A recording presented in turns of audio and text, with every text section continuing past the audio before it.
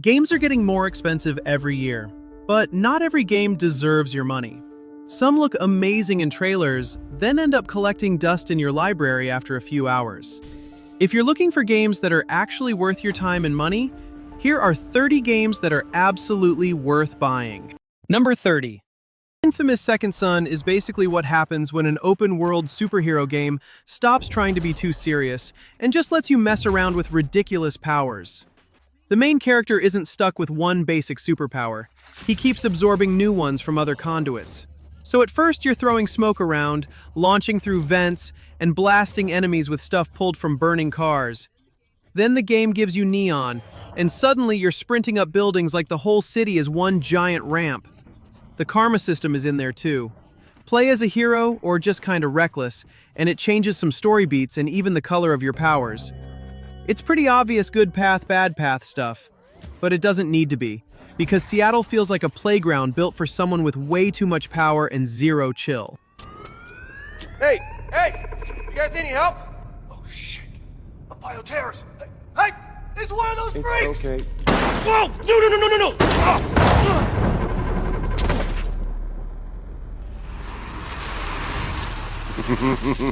No! Oh, this fast healing stuff is gonna come in real handy. Number 29. The Last of Us Part 1 is one of the best zombie games ever made because it pulls you into its world without trying to do too much at once. The gameplay is also a big reason why it still holds up. Resource management keeps every encounter tense, stealth gives you different ways to approach enemies, and the combat feels brutal enough to make every fight feel exciting. Whether you are sneaking past clickers or scrambling for supplies, the game constantly keeps you engaged. The remake also makes the game better to return to today.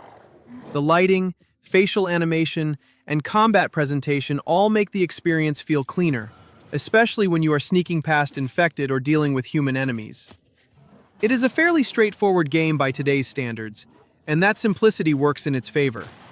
The focus stays on Joel and Ellie's relationship, the constant sense of danger, and a story that knows when to slow down and when to push you forward. Shit! Let go of me, you chicken shit!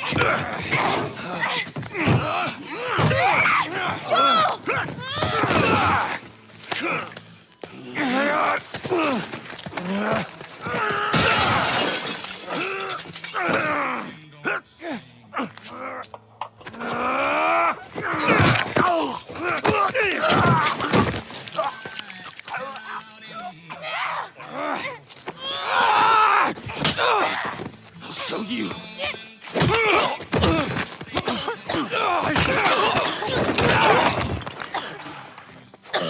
Motherfucker! What's wrong with these guys? Catch your breath. We're leaving. Okay. Watch out! Number 28. Resident Evil 7 is often seen as one of the scariest games in the series because it is genuinely terrifying. You are not some super soldier walking into a huge outbreak with a full loadout. You are just stuck inside this disgusting house with the Baker family, trying to find a way out while the game keeps making you feel like you should not be there. The first-person camera changes everything.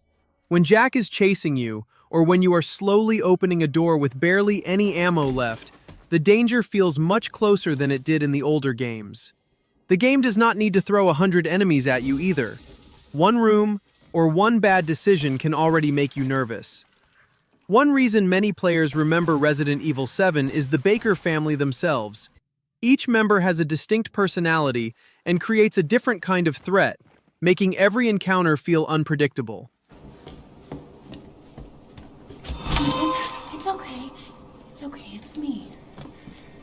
I know you didn't mean to hurt me.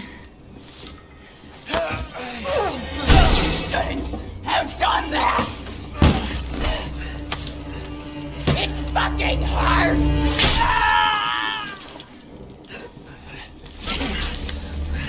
Now, let's see if you feel.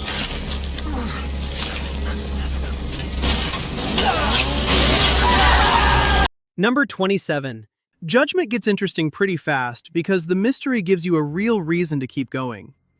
As Yagami, you spend your time following leads, questioning people, checking small details, and slowly getting pulled deeper into a case that keeps opening up. The detective angle gives the game a different feel from the main Yakuza games. Kamurocho still has the same busy city energy, with side cases, shops, and weird little distractions everywhere. But now you are looking at the city through the eyes of someone trying to solve a crime. The combat is also fun, because Yagami moves fast and has a cleaner martial arts style. Fights do not drag too much, side stories give the city more personality, and the main case keeps giving you enough questions to stay invested. If you like crime stories, hand-to-hand combat, and a city packed with side content, Judgment is still a really strong game to play.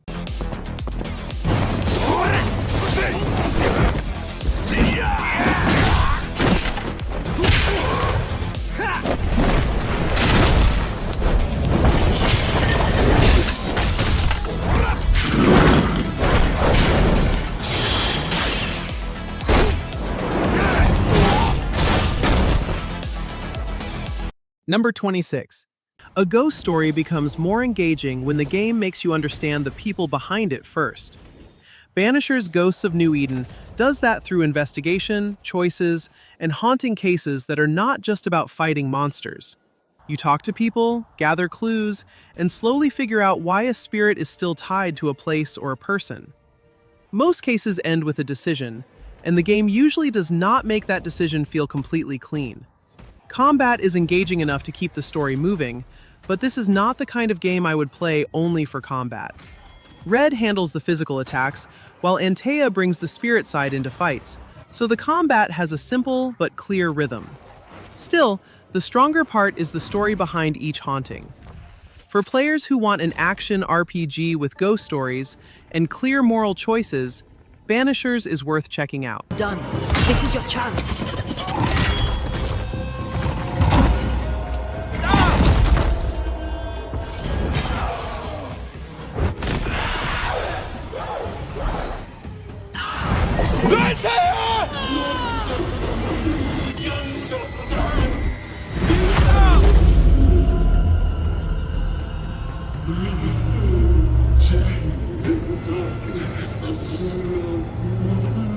Release her!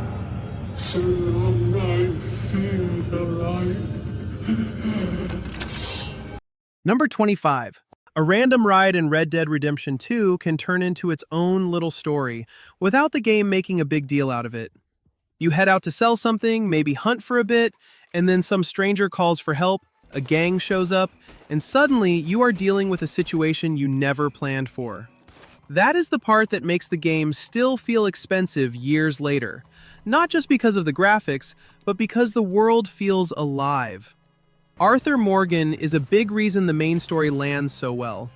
He is not written like some perfect cowboy hero.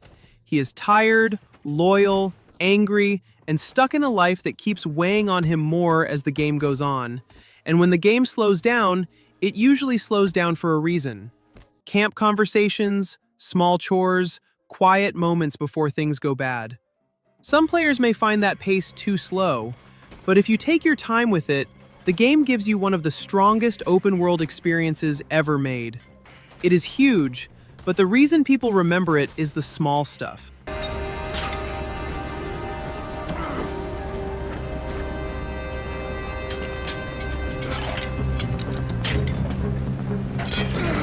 Well done!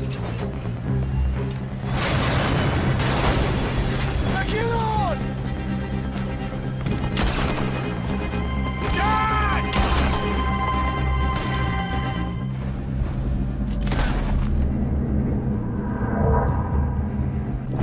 I'll get John! You protect that money! Man the gun, Arthur! I'll go stop the train! Stop the train? Whatever you do, do not stop the train! You secure up ahead, but keep us moving! I'll deal with that patrol when they come through! Number 24. Directive 8020 has a strong setup right away. A crew stuck far from Earth, dealing with something that can copy people. That alone makes every choice feel more dangerous because the problem is not just staying alive. You also have to think about who you trust, what you saw, and whether one decision is going to hurt someone later.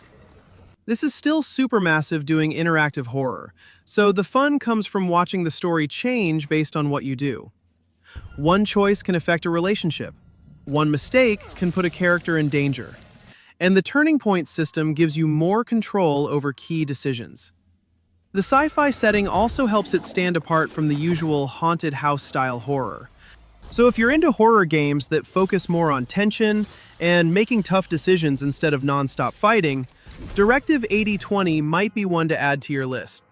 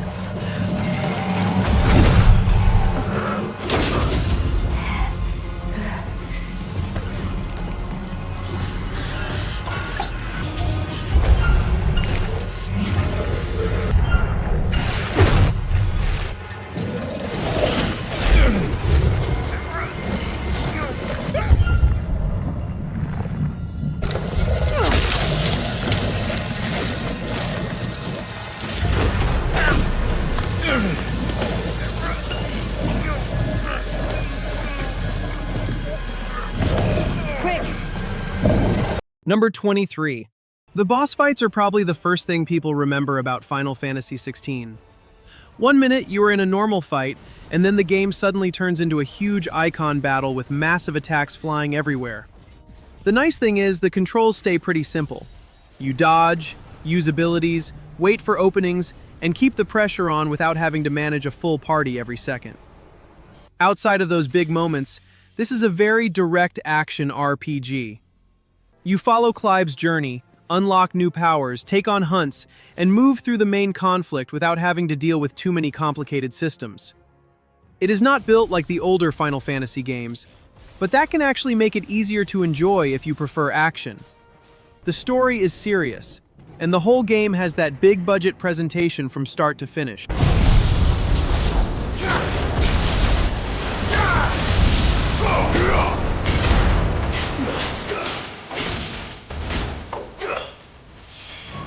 Little trick.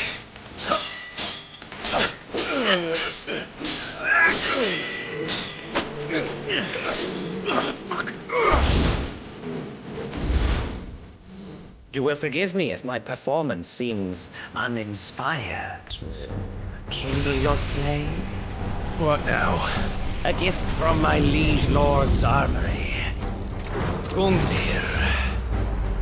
Watch closely, Mythos.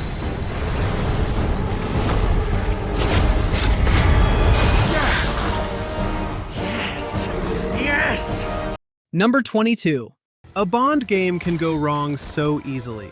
Too much action and it becomes generic. Too much stealth and people just compare it to Hitman. So the interesting thing with 007 First Light is how it tries to sit somewhere in the middle. You are not playing the fully polished Bond yet.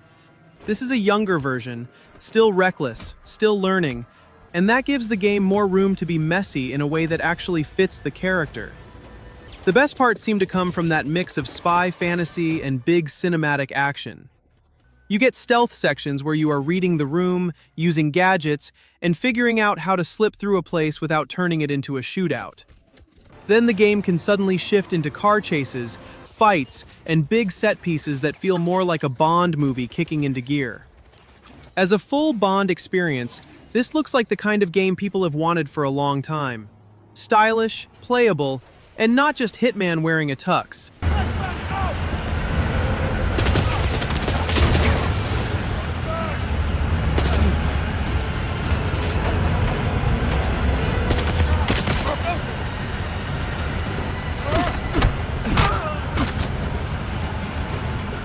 Well, that was fun.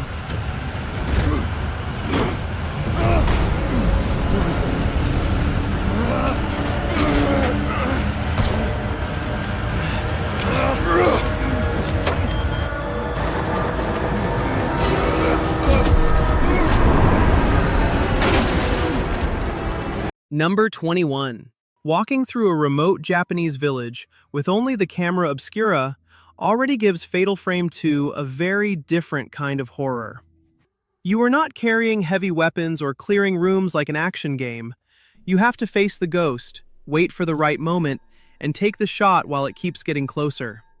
That simple idea is still scary because the game forces you to look directly at what you are afraid of. The story between Mio and Mayu is also a big reason people still remember this one. Their relationship gives the game an emotional core, but there is enough mystery to keep you moving through the village. The remake makes it easier for new players to get into, with updated visuals and a cleaner presentation. But the camera-based combat is still the main focus. It is the kind of horror game that works best when you play slowly, pay attention to each room, and let the tension come from the gameplay.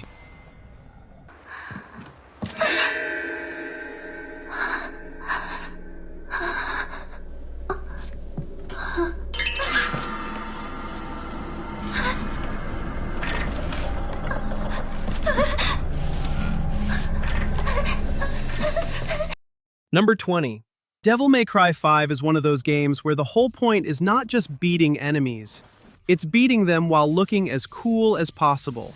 Mostly linear, so you're moving stage to stage, fighting demons, finding secret missions, and getting pushed into boss fights without a big open world slowing everything down.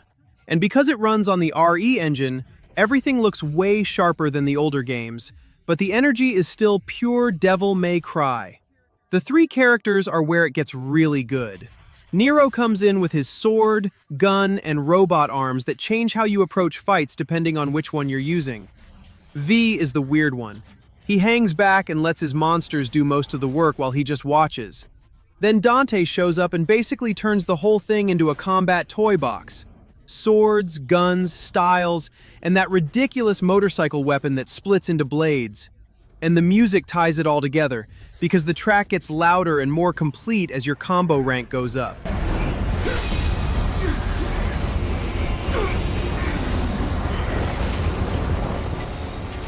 Get her out of here! This is a bad move! I can still fight! Go! You're just dead weight! Back up! Come on! Let go! We must leave here. It's far stronger than we ever could have imagined!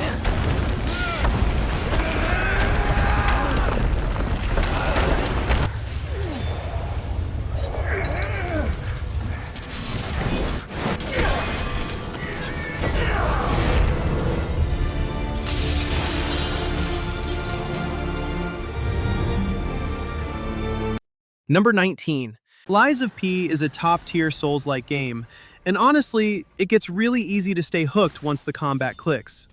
The timing is precise, and the boss fights keep pushing you to get better without making the game hard to follow. After a few bosses, you start paying more attention to blocking, dodging, weapon reach, and those small openings after enemy attacks. That is where the game really starts to feel satisfying. What I like about it is how focused everything is. You move through Krat, upgrade your weapons, fight strange puppet enemies, and slowly get better without the game needing a huge open world. The setting is really well designed, the bosses have clear personality, and the combat keeps giving you that one more try feeling. If someone wants a Souls-like that is clean, stylish, and not too complicated to follow, Lies of P is an easy one to recommend.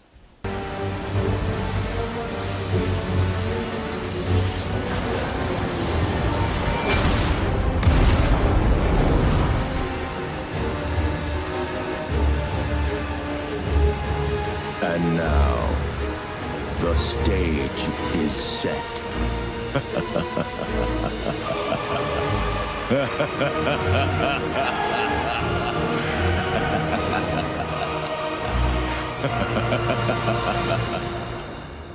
Number 18. The hacking screen is probably the first thing that makes Pragmata stand out. You are not just aiming at enemies and waiting for a weak point to show up. There is this extra layer where Diana is opening enemies up through hacking, while Hugh is trying to survive the fight in real time. So the combat does not feel like a normal sci-fi shooter.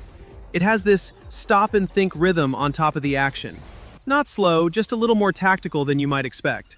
And that is why this one is easy to keep playing. The setting already has that clean Capcom sci-fi look, with the lunar facility, rogue machines, and the strange partnership between a guy in a heavy suit and a small android who ends up carrying much of the emotional side of the game. The hacking mechanics also hold up surprisingly well over longer sessions, giving each encounter a bit more variety than a standard sci-fi shooter. This is Edith, enacting attack protocol. Permission to commit acts of controlled violence? Granted. Eliminate this excess life form for the preservation of our pristine home. You? We're not alone. Over there! Not again.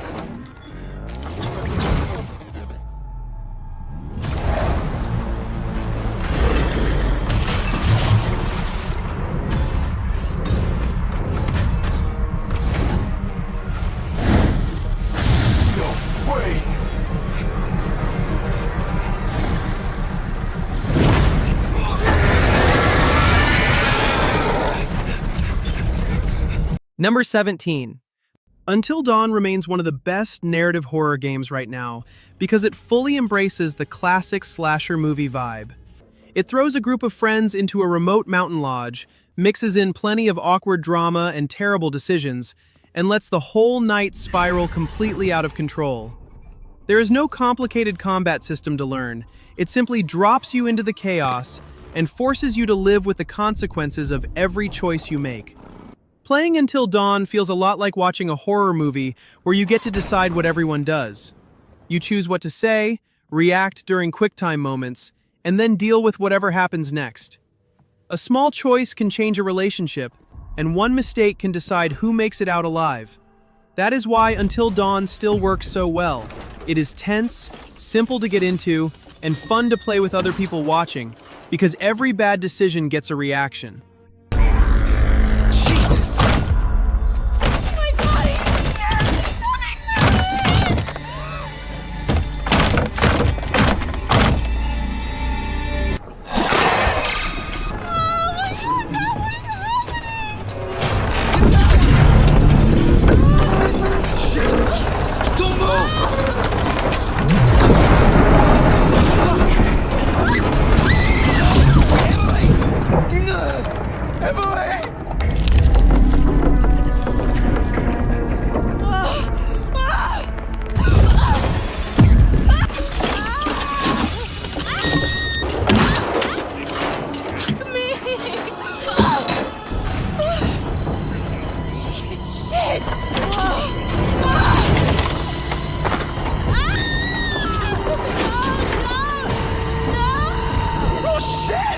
Number 16. What surprised me most about God of War 2018 is how much time it spends on Kratos as an actual person, not just a walking action set piece. The story starts with a pretty simple goal, but as you go, you start seeing just how much distance there is between Kratos and Atreus. The way their conversations shift over time is one of the main reasons you want to keep going. It's not really about getting to the end, it's about watching these two slowly figure each other out. Combat feels different here compared to the older games. The Leviathan axe hits with real weight, and calling it back after a throw honestly never gets old. You actually have to think about positioning, defensive timing matters, and Atreus pulls his weight in fights instead of just standing there. The enemy variety does get a little thin if you play for long stretches, but the game keeps throwing new abilities and upgrades at you often enough that it stays fresh. I want you to know one thing. I can't feel any of this.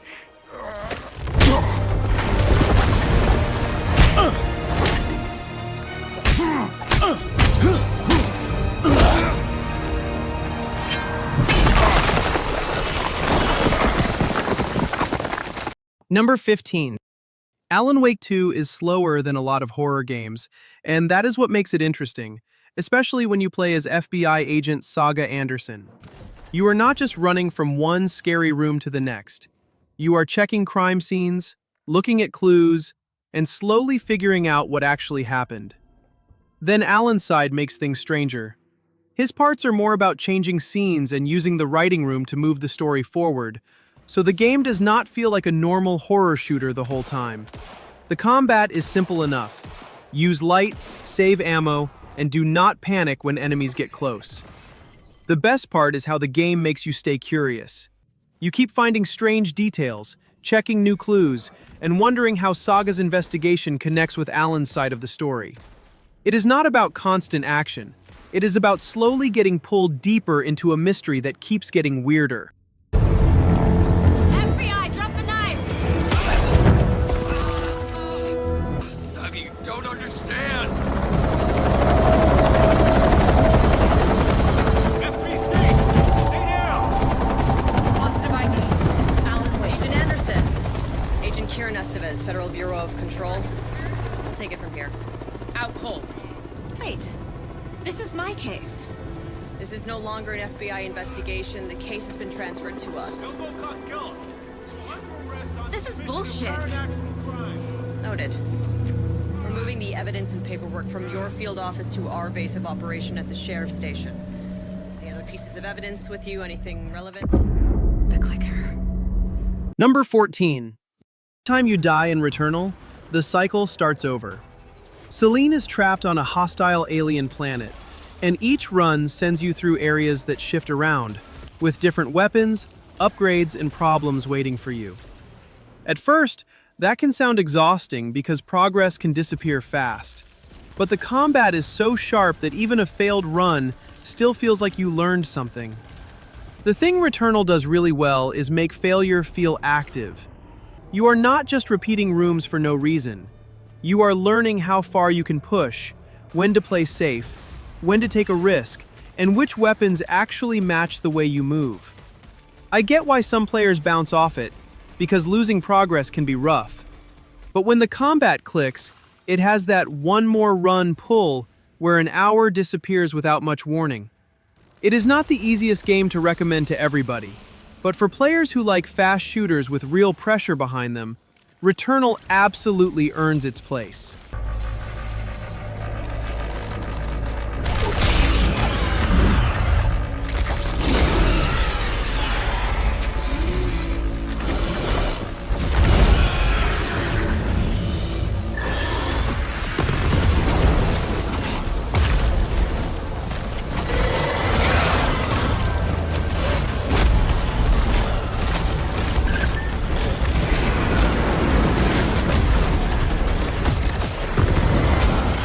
Number 13. Dead Space Remake is survival horror set on a massive mining ship called the USG Ishimura. And from the moment you step inside, the place already feels wrong.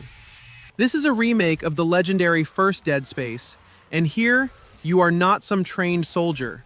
You are just an engineer trying to survive a nightmare with a plasma cutter, which honestly became legendary for a reason.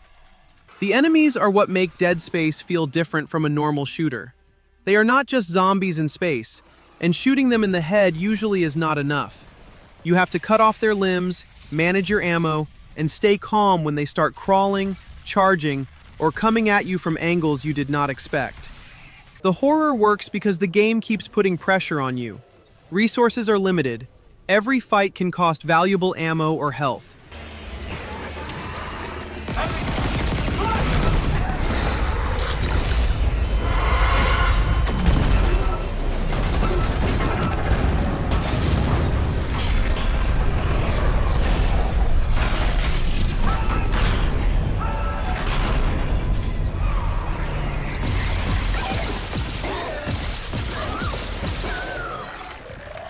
Number 12. Ghost of Tsushima is easy to get into because it does not overload you with too many systems at the start. You pick up the sword, learn the timing, and after a few fights, the combat starts to click naturally. The best part is how clean the swordplay is. You block, dodge, wait for the right moment, and strike back when the enemy gives you an opening. So even basic fights still feel satisfying without needing a complicated setup. The open world gives you plenty of reasons to keep exploring. Whether you are following the main story, helping people through side quests, or finding small activities across Tsushima. But the game works best when you play it at a normal pace. Follow Jin's story, do some side quests, and spend time with the duels. It is polished, easy to follow, and the samurai combat stays enjoyable because the game keeps everything clear.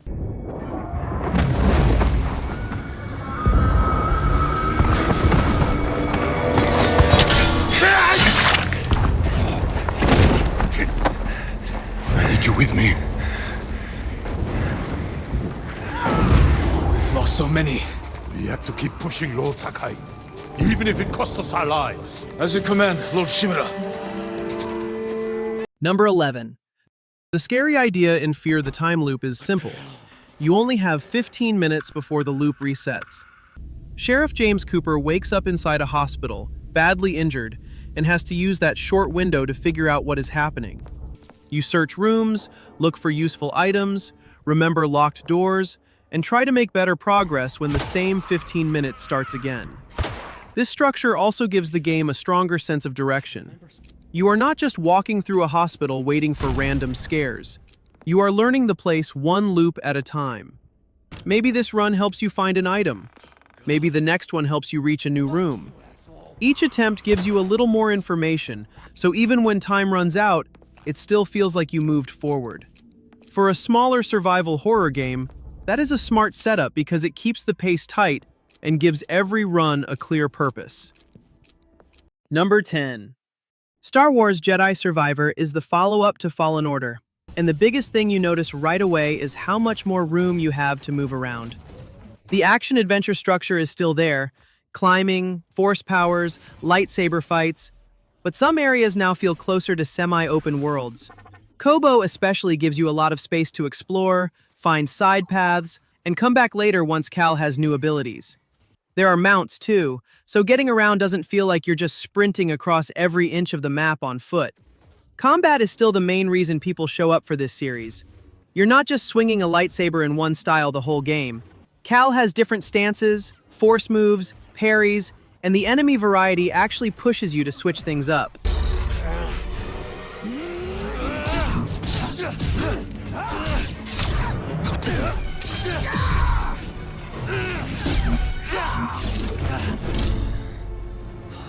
Number 9.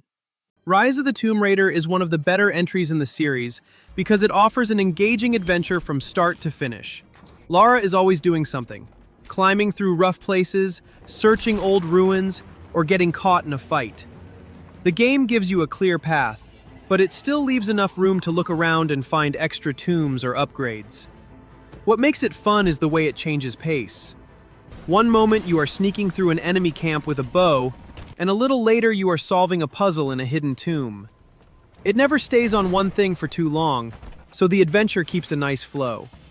The story is straightforward, Lara feels more experienced here, and the tombs give the game that classic treasure hunting feeling.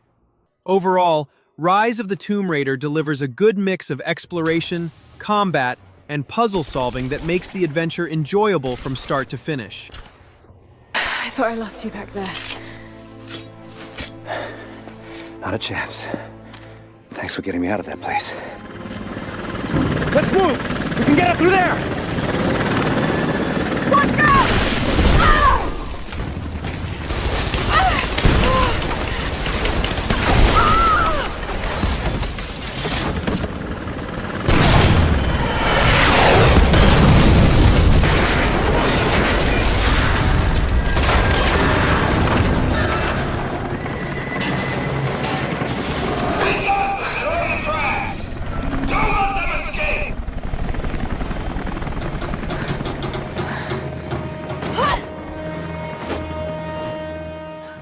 Number 8. Crimson Desert is at its best when the game just lets you loose and something ridiculous happens naturally. You can be riding through the open world, spot a fortress in the distance, get pulled into a fight, climb around like there are no map boundaries holding you back, and then suddenly, you are brawling with soldiers, monsters, or something way bigger than expected. The story side is probably not the first reason I would tell someone to play it. Even Pearl Abyss has talked about improving Cliff's narrative flow, so yeah, that part clearly has some rough edges. But as a game you buy for action, exploration, and messing around in a huge fantasy world, Crimson Desert has a lot going for it. The combat is physical, Traversal gives you room to mess around, and the world keeps making you say, "Wait, what's over there?"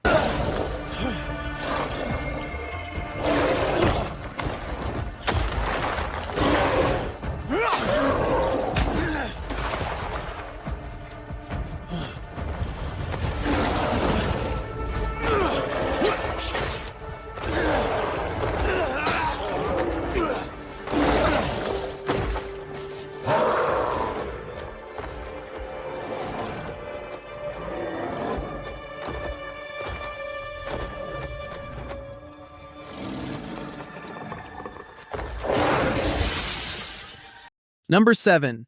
Horizon Forbidden West is one of those games where the combat gets better once you stop rushing it. You are not just shooting at machines until they fall. You look at what you are fighting, pick the right ammo, break parts off, and try to stay alive when the bigger machines start closing in.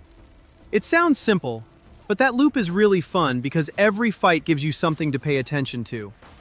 The story may not surprise people the same way Zero Dawn did, and I get that.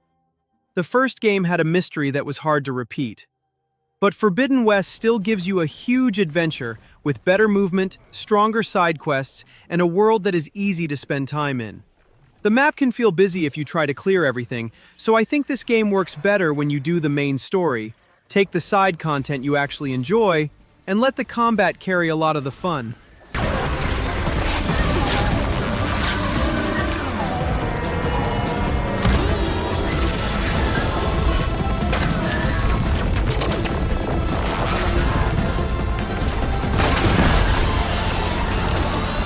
Number 6. Wuchang Fallen Feathers is one of the newer Souls-like games, and it goes straight into a dark Chinese setting, instead of another medieval castle or ruined European kingdom. The game takes place in Shu during the late Ming Dynasty, where war, plague, and something called feathering are turning people into monsters. You play as Bai Wuchang, a pirate warrior who has lost her memories. As you travel through the region, you explore villages, temples, and other ruined places affected by the outbreak. The Souls-like structure is all there. Tough enemies, weapon builds, shortcuts, and that usual loop of dying in an area until you finally figure it out. You're constantly learning, whether that's an enemy pattern, a hidden path, or a boss move you didn't see coming.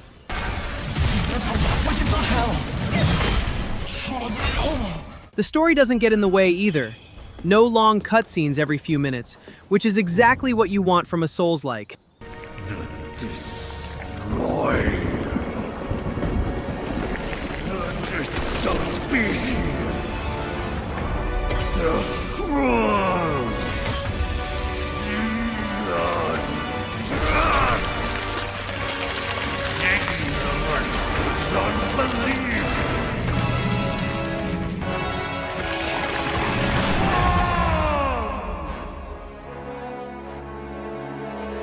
Number 5. Japan is probably the reason a lot of people waited so long for Forza Horizon 6.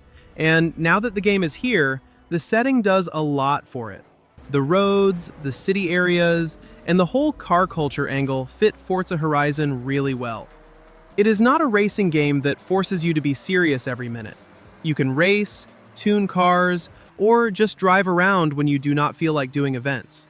You are not just finishing events and moving on.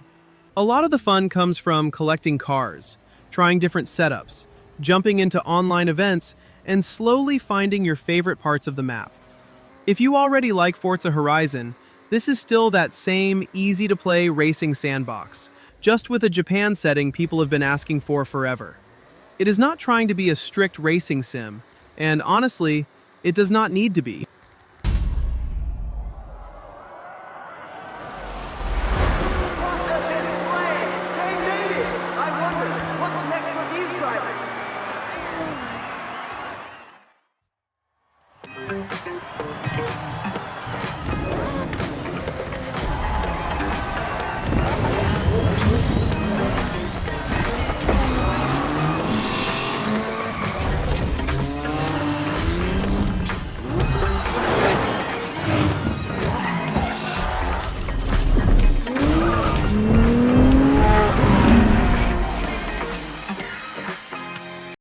Number 4.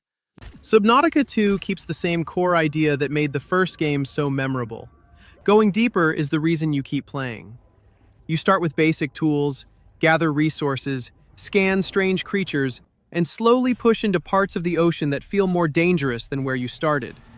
It is not like most survival games where you just walk across land and chop trees. Here, you are moving through open water, and that alone makes exploration feel different. The big new thing is co-op. Exploring the ocean with other players makes long trips, base building, and resource gathering feel more active, but it does not change the heart of Subnautica.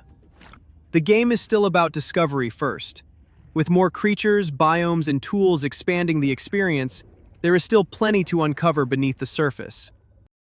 Number 3. Dragon's Dogma 2 is an open-world action RPG where the trip itself often becomes the best part. You play as the Arisen, travel with AI companions called pawns, and move through a fantasy world where even a simple road can turn dangerous fast. A normal journey can turn into a fight with bandits, monsters, or some giant creature blocking the way. The combat is the main reason this game is really good. You can switch between different vocations, fight up close, use bows, cast magic, and climb onto huge monsters to hit weak points. The pawn system also makes the adventure feel more active, because your party helps in fights, gives advice, and reacts to what is happening. It has flaws, especially performance issues and repeated enemies, but when exploration and combat come together, Dragon's Dogma 2 still gives you a fantasy RPG experience that feels rare.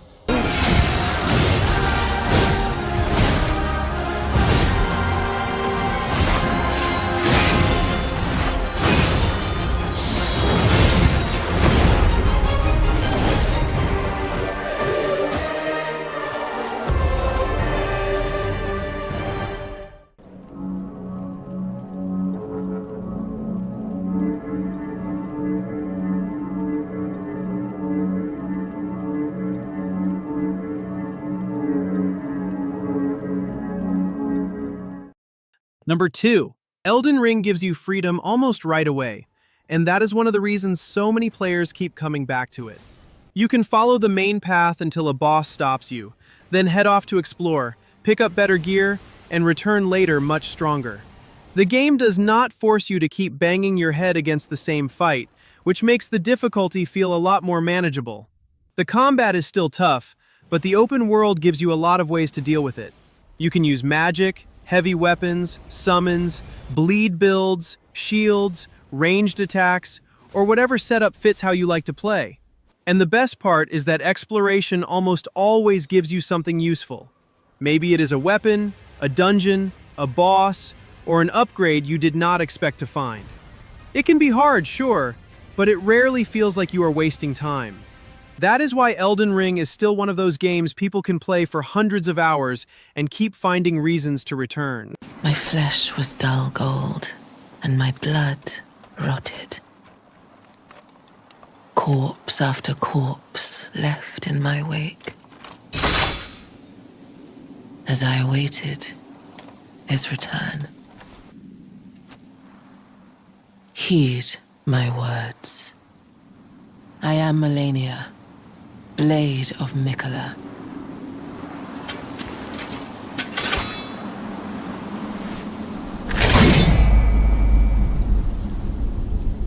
And I have never known defeat. Number 1. There are not many games that stay popular for more than a decade, but GTA 5 is still everywhere. New players keep finding it, longtime fans keep coming back, and at this point, almost everyone knows what GTA 5 is, even if they have never played it. A big reason is how easy it is to jump in and have fun. You can follow the main story, mess around in Los Santos, or just see what kind of chaos you end up causing. The game gives you a lot of freedom. The campaign still holds up too, mostly because Michael, Franklin, and Trevor all bring a different kind of energy. Switching between them keeps the story moving, and the heists are still some of the most memorable missions in the game.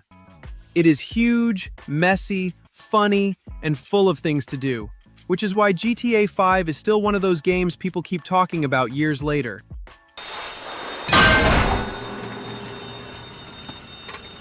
If I ever meet this alarm guy, I'm gonna fucking shoot him. Not if I get to him first. Yeah. Stay back! We got hostages! Tell the sheriff the 211 is confirmed. We're gonna need everything we got down here.